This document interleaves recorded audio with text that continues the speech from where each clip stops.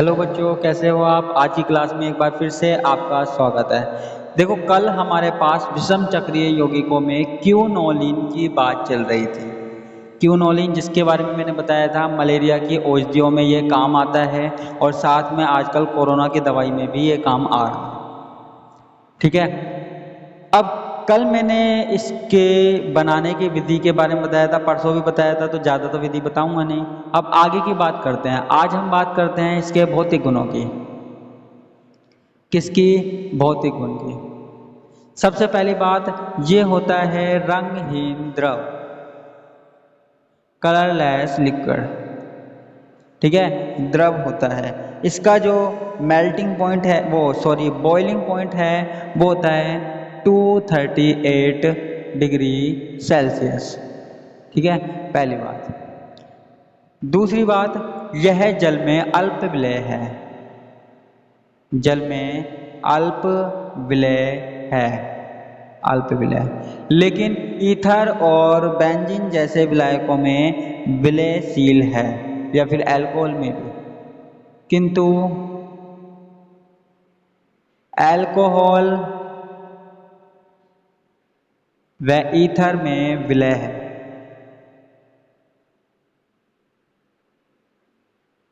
ठीक है, मेन चीज तो यही है। ठीक है, इसकी जो गंध होती है वो अरुचिकर होती है। अरुचिकर का मतलब समझ रहे हो ना? अरुचिकर यानी कि जो स्मेल नहीं किया जाए। गंदगी की स्मेल होती है ना, जो एक तो रुचिकर होती है, जिसको सूंघते ही ऐसा लगता है हाँ मजा आ गया, और एक अरुचिकर होती है जिसको झेला नहीं जाता। आपको भी पता है कौन कौन सी अरुचिकर होती है, जिसको हमारे द्वारा झेला नहीं जा सकता। तो ये कुछ मैंने भौतिक गुणों की बात कर दिया है। आगे की हम बात करते हैं। इसको मैं रब कर देता हूं। अब हम बात करते हैं इसके रासायनिक गुणों की। किसकी? रासायनिक गुणों की, या केमिकल प्रॉपर्टीज। ठीक है, रासायनिक गुण में हम क्या पढ़ें?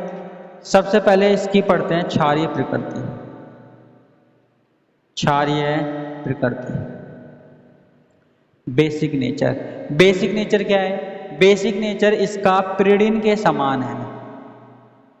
पिरिडिन के समान है, पिरिडिन के समान है। ठीक है, जैसे पिरिडिन लवण बनाता है ना, ऐसे ही ये बनाता है। ये हमारे पास बेंजीन रिंग हो गई।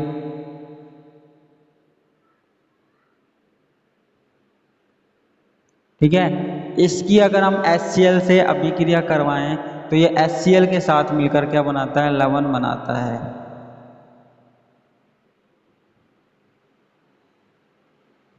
ये HCl इस तरीके से इससे जुड़ जाता है। ठीक है, तो ये हमारे पास क्या बनाता है? साल्ट बनाता है।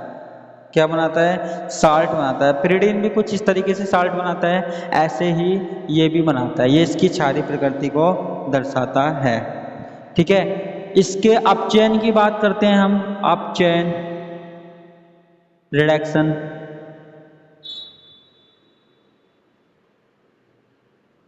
ठीक है, सबसे पहले अगर हम इसका अपचयन, अपचयन यानी कि हाइड्रोजन का जुड़ना।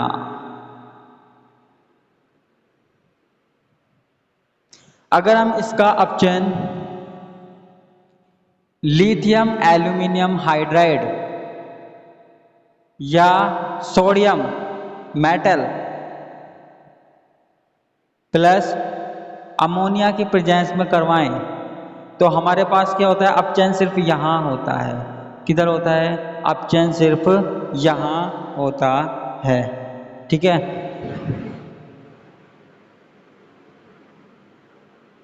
तो अपचयन सिर्फ यहां होगा, तो हमारे पास क्या होगा? ये डबल बॉन्ड हट जाएगा। ये डबल बॉन्ड हटने का मतलब है कि एक हाइड्रोजन यहाँ जुड़ जाएगा और एक हाइड्रोजन यहाँ जुड़ जाएगा, और ये डबल बॉन्ड तो ऐसा का ऐसा रहेगा। जब हम किसकी प्रेजेंस में करवा रहे हैं? लिथियम एल्यूमिनियम हाइड्राइड और सोडियम प्लस NH3 की प्रेजेंस में करवा रहे हैं। ठीक है, इसको मैं ऊपर वाले को मिटा देता हूं। अपचयन ही चल रहा है हमारे पास। ठीक है, अपचयन ही चल रहा है। अगर हम क्या करें, अगर हम इसकी जो रिएक्शन है, इसकी जो रिएक्शन है वो किसकी प्रेजेंस में करवा दें, टिन प्लस HCl की प्रेजेंस में करवाएं, टिन प्लस HCl की प्रेजेंस में करवाएं, या फिर निकिल प्लस H2 की प्रेजेंस में करवाएं, निकिल कैटलिस्ट के रूप में लें। ठीक है, तो हमारे पास होता क्या है,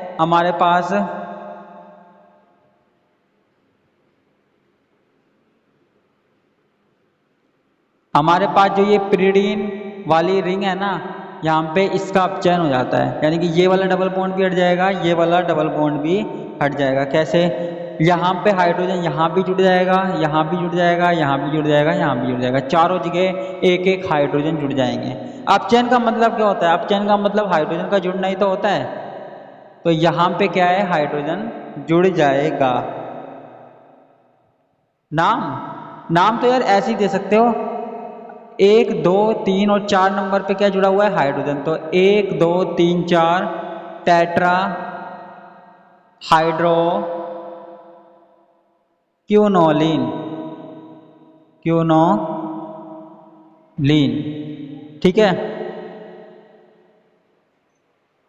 अगर हमारे पास क्या हो,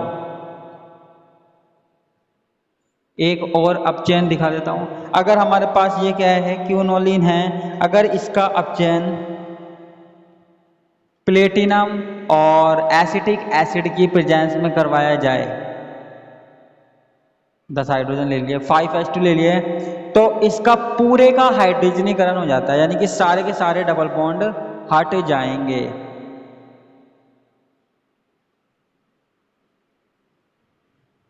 ये बनेगा हमारे पास, सारे के सारे हाइड्रोजन हट जाएंगे।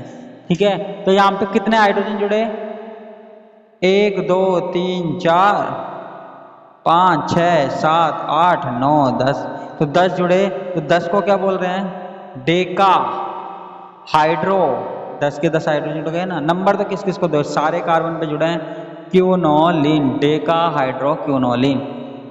ठीक है, डेका हाइड्रो क्यूनोलिन। ठीक है, ये देख लीजिए, ये एसिटिक एसिड है बच्चों,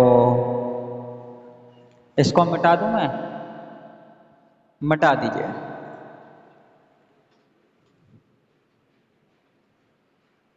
अब बात आती है इसके ऑक्सीकरण की, ऑक्सीडेशन की, ऑक्सीकरण में क्या होता है, फिर से हम वही बनाते हैं सेम चीज, पता नहीं मैं मिटाता ही क्यों, उसमें कर देना चाहिए मुझे, मैं भी बेवकूफ हूँ। ये हमारे पास क्या हो गया, क्यूनोलिन हो गया, क्यूनोलिन का ऑक्सीडेशन करवा रहे हैं किसकी उपस्थिति में, बेंजोइक परबेंजोइक एसिड की उपस्थिति में, परबेंजोइक एसिड की उपस्थिति में। तो हमारे पास क्या है, 1 नंबर पे ऑक्सीजन जुड़ जाएगा, ऑक्साइड बन जाएगा। ऑक्साइड कैसे बन जाएगा,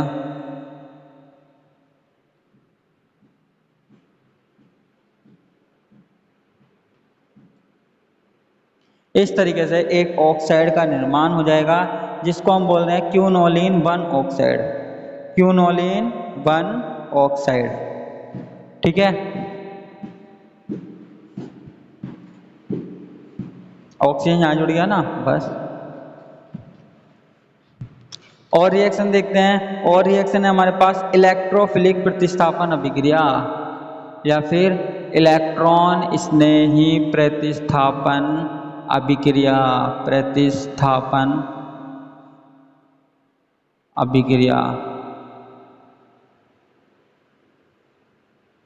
इलेक्ट्रॉन स्नेही प्रतिस्थापन। ठीक है, अब सही है ना, आप क्या होगा, गलत लिख दिया। ठीक है,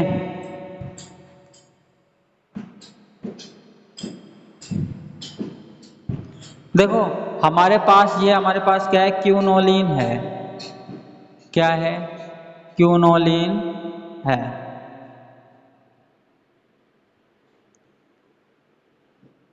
ये पोजीशन 1 2 3 4 5 6 7 8, देखो यहाँ पे जो नाइट्रोजन परमाणु होता है वो क्या होता है, निष्क्रिय होता है, वो क्या होता है, निष्क्रिय होता है। इसलिए जो इलेक्ट्रॉन स्नेह प्रतिस्थापन अभिक्रिया है केवल किस पे होती है, 8 नंबर की पोजीशन पे होती है, और थोड़ी बहुत 5 नंबर पे भी हो जाती है। ठीक है, थोड़ी बहुत किस पे हो जाती है, 5 नंबर पे भी हो जाती है। अब जैसे हम Br2 से अभिक्रिया करवाएं तो Br2 या तो 8 नंबर पे जुड़ेगा या 5 नंबर पे जुड़ेगा। Br जुड़ गया और यहां से H निकल गया। इसकी मैकेनिज्म देखने की कोई ज़रूरत है नहीं, इतनी कोई ज़रूरत है नहीं। तो ये हमारे पास ब्रोमीन यहाँ पे जुड़ेगा, इसका नाम क्या हो जाएगा, 5 ब्रोमो क्यूनोलिन, 5 ब्रोमो क्यूनोलिन। ठीक है, 5 पे भी जुड़ सकता है। अगर 5 पे नहीं जुड़े, पहले तो देखो 8 पे जुड़ेगा, 8। ठीक है, तो इसको हम 8 ब्रोमो क्यूनोलिन बोलने देंगे, या तो 8 पे जुड़ेगा या 5 पे जुड़ेगा, एक कंडीशन होगी 8 पे ज़्यादा जुड़ेगा। ठीक है, यानी कि एक तरीके से इस वाली वलय में प्रतिस्थापन नहीं होता है। ठीक है, लेकिन अगर ये प्रतिस्थापन हम हाई टेम्परेचर पर करवाएं, 500 डिग्री सेल्सियस पे करवाएं, तब जरूर हमारे पास हो सकता है, तब जरूर हमारे पास क्या होगा, तब जरूर हमारे पास क्या है, यहाँ पे 2 नंबर पे प्रतिस्थापन हो सकता है या 3 नंबर पे प्रतिस्थापन हो सकता है, लेकिन तब जब हमारे पास क्या हो, बहुत ज़्यादा डिग्री सेल्सियस टेम्परेचर पर हो। ठीक है, तो इलेक्ट्रॉन स्नेह प्रतिस्थापन अभिक्रिया में मैंने वैसे तो पहले वाली रिएक्शन में भी समझा दी थी, लेकिन यहाँ पे ज़्यादा जरूरत है नहीं। सिर्फ इतना ध्यान रखिएगा कि केवल 8 नंबर पोजीशन पर और 5 नंबर पोजीशन पर ही इलेक्ट्रॉन स्नेह प्रतिस्थापन अभिक्रिया होगी। 2 और 3 नंबर पे तो कब होगी, जब हाई टेम्परेचर लेंगे। ठीक है, तो इसमें ब्रोमोनीकरण, सल्फोनीकरण, ठीक है, नाइट्रीकरण, कोई सी भी रिएक्शन हम करवा सकते हैं। ठीक है, अगर हम बात करें नाभिक स्नेही प्रतिस्थापन अभिक्रिया की, नाभिक स्नेही प्रतिस्थापन अभिक्रिया की,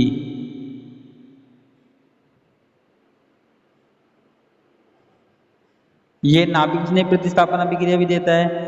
एक इसमें जो अभिक्रिया का नाम है वो है चिची बेचिन, चिची बेचिन अभिक्रिया।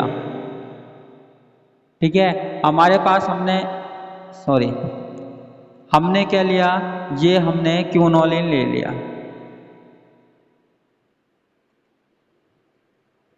क्यूनोलिन ले लिया। इसकी अभिक्रिया हमने किससे करवाई, सोडामाइड के साथ करवाई, और इसको हमने गरम किया। तो गरम करने पर हमारे पास क्या हुआ, यहाँ पे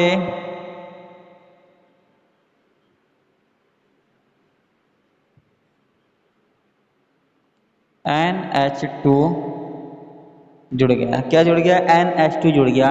ये हमारे पास क्या हो गया, क्यूनोलिन। इसका नाम हम क्या देख सकते हैं, 2 एमिनो क्यूनोलिन, 2 एमिनो क्यूनोलिन। ठीक है, ऐसे और भी रिएक्शंस हो सकती है। ठीक है, अगर आप चाहें तो बहुत रिएक्शन है आपके सिलेबस में। ठीक है, और एक छोटा सा टॉपिक और है क्यूनोलिन की संरचना। ठीक है, और एरोमेटिक तो संरचना तो आपको इस तरीके से संरचना बनती है, आपको बुक में दिख जाएगी, और इसमें रेजोनेटिक स्ट्रक्चर बन जाएगी इसकी, और तो कुछ नहीं होगा। तो ये टॉपिक आज हमारा यहीं ख़त्म होता है, 3 दिन से चल रहा था, और इसके बाद हम एक नए कंपाउंड की बात करेंगे कल से। आज के लिए सिर्फ इतना ही, और अगर इसमें कुछ समझ में नहीं आया तो मैं बार बार आपसे कहता हूँ पूछ लीजिएगा। तो आप कमेंट बॉक्स में बता सकते हैं मुझे क्या समझ में नहीं आया और कौन सी रिएक्शन मुझे दोबारा बतानी है, मैं आपको ज़रूर बताऊँगा। ठीक है, इसी के साथ मैं आपसे विदा लेता हूँ, कल की क्लास में फिर मिलेंगे। नमस्कार।